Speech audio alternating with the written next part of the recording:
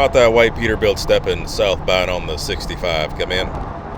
Come on. Well, you're over there at that 2016 Mid-America Trucking Show there over the weekend.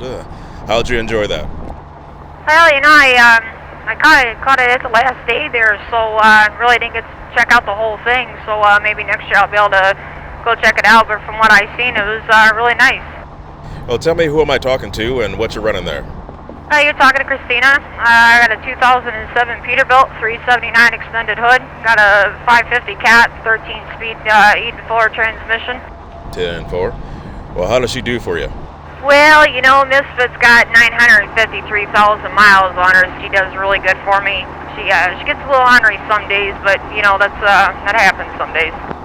Now, what are you normally hauling with your covered wagon there? Oh, we haul anything from sheet steel to totes of beans to concrete to basically if we can stuff it in there and keep it dry, we haul it. 10-4. Or are you carrying a load right now? Yeah, I got a load of concrete benches and tables there for the parks and universities. 10-4. And where are you going to head with that? Yeah, we got to go down to Georgia and deliver, then final out in Florida there. How long have you been trucking for? Well, I've been trucking almost 10 years.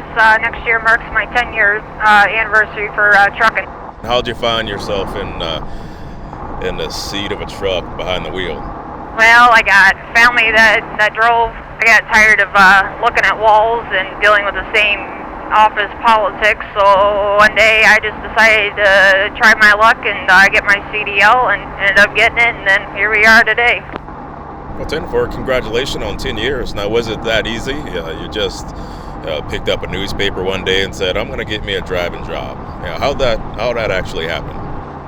Well, it was a lot of decision making. It was deciding, do I really want to be away from home that long, at a time, and be responsible for something this big and this long. And I remember my uncle out trucking. He'd be gone for weeks at a time, and I really didn't have a whole lot going, so I just decided, well, I'm going to go get my CDL and try something new.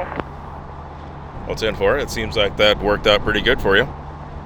Yeah, it's been a lot of work, a lot of hard work. You learn something new every day.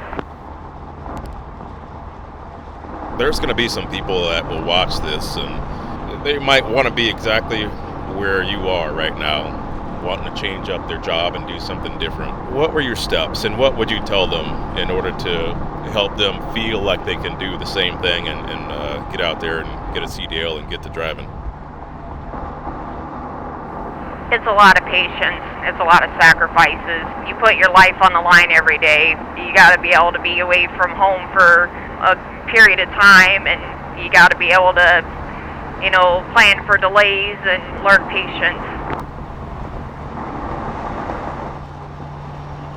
So that seems like that might be a mental part of the game. What about physically? What are some of the physical challenges that you weren't expecting when you got out here that you'd probably want to tell another lady if they decide to get in the chair? Well, me pulling a flatbed, it's a lot of physical work. It's a lot of driving. When the roads are bad, it's a lot of keeping the truck straight, not goofing up and stuff like that. I mean, it's a good job. I wouldn't trade it for the world, but physically you got to be ready for it. Mentally you got to be ready for it. And emotionally you got to be ready for it. I understand that. My boyfriend drives, so, I understand not being home every night and being curled up in his arms like I'd like to be. But that's what they have home time for and the weekends for. Speaking of home time, who do you drive for? Well, I'm an owner-operator leased on to D&E Transport out of Clearwater, Minnesota. What were the steps with you getting into your own rig? I mean, I'm sure it wasn't year one that you got your own rig and got out here. What was that like? It was making sure there was at least $10,000, in the bank. It's a lot of hard work. You can't keep putting the truck in the shop every time you turn around. You got to learn to fix the truck. If you can fix it, then fix it. Wiring issues, you got to be able to know how to do that. The biggest thing is the lease. Going through, the paperwork with a fine-tooth comb and making sure that in the end that the truck is actually going to end up being yours and not somebody else's. Now, saying that, has there been a situation before where something like that would happen to a person? Explain that.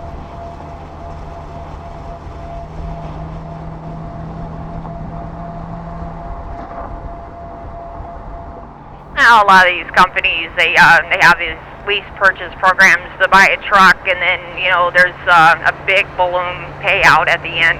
There has been issues of people going back on the contract and not honoring that contract, and the person who has poured their heart and soul into that truck, per se, loses everything that they worked their butt off for.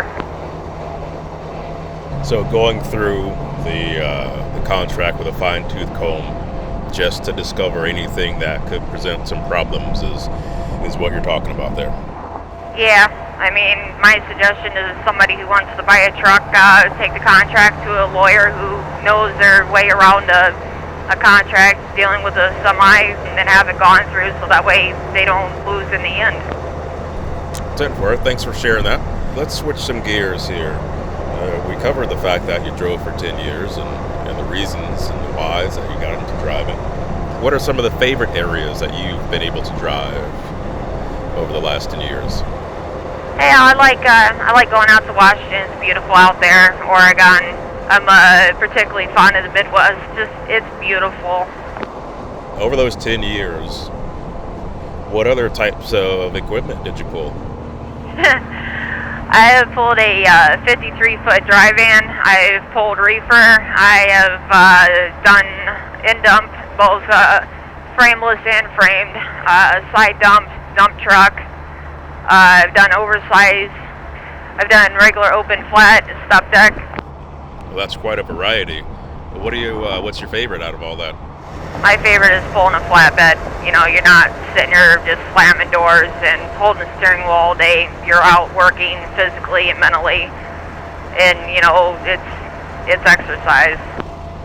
I'd have to agree there. Mental exercise and good exercise for you. I actually miss that. Yeah, I enjoy it. It's one of my favorite parts of the job. Unless in the winter it's kind of like, okay, it's cold. Let's go get this done. Let me ask you about personal safety, if you want to call it that, or maybe you can correct me on what you would call taking care of yourself when you're out on the road, and some of the things that you look for, and what you would suggest any other lady new to the road look for when they're out trucking.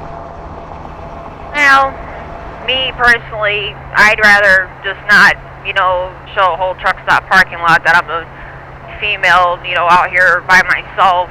I try to cover my head as much as I can, like put my hoodie up over my head, especially if I got to go out in the field at night. If I have to stay in a truck stop, which I really, really try to avoid doing, I don't make a spectacle of myself. I don't get out of my truck. I do everything in my power to keep myself low-key. Gotcha. I guess low-key is the word to use, and that would be the same thing you would suggest to someone else starting out? Well, we got Facebook, and, we got the check-ins and stuff like that. I don't check in where I sleep at. Usually I don't check in at someplace unless I'm leaving, so that way I'm not there if somebody's trying to be funny and look to start trouble.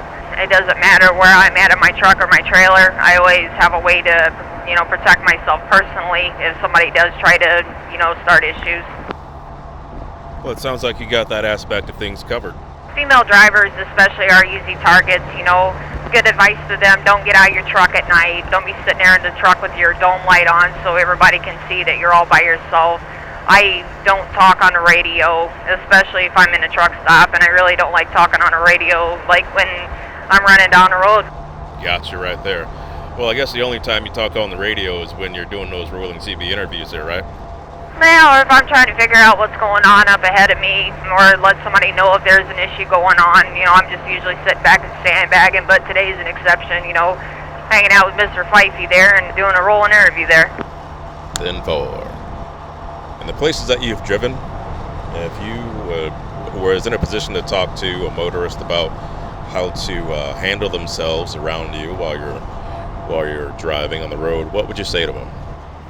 Well, my first thing is, please don't tailgate us. Don't be so close to the back end of the trailer that we can't see you. Passing is a big issue. How they ride along the side of the truck. It's 80,000 pounds going down the road. What happens if, we blow a tire? We don't want to be held liable for that, because you guys could get around. The other thing is the cutting off and brake checking just to get off on the exit, or, just being plain rude. And texting and driving is another one. You're going down the road, the car is made to drive, put the phone down. Do you have a preference in terms of the time of day that you drive? Well, I'd rather drive late in the evening through, at night. But there's some days that I don't have that choice because I got to get loaded and I've got to be into a shipper or receiver by a certain time to either get loaded or get unloaded. In the 10 years that you've been driving, what are some of the things that you've observed other motorists not do or do when it comes to someone being on the side of the road and them not moving over? What have you seen? Oh, I've seen people out on the side of the road changing tires on the left side of the car or their vehicle. People just fly by them like they're not even there. If I can get over, I will. If not, then I slow down. Well, Kristina, I appreciate you picking up the microphone there and chatting a little bit about what you do and how you do it and sharing some little tips. Hopefully somebody can benefit from that. You be safe there going south there, right? Well, Mr. Chris, thank you very much for what you do for us drivers and the positive light that you shed on us. And you have yourself a safe trip, too. Thank you very much. We'll see you soon there, huh? Sounds good. Be safe.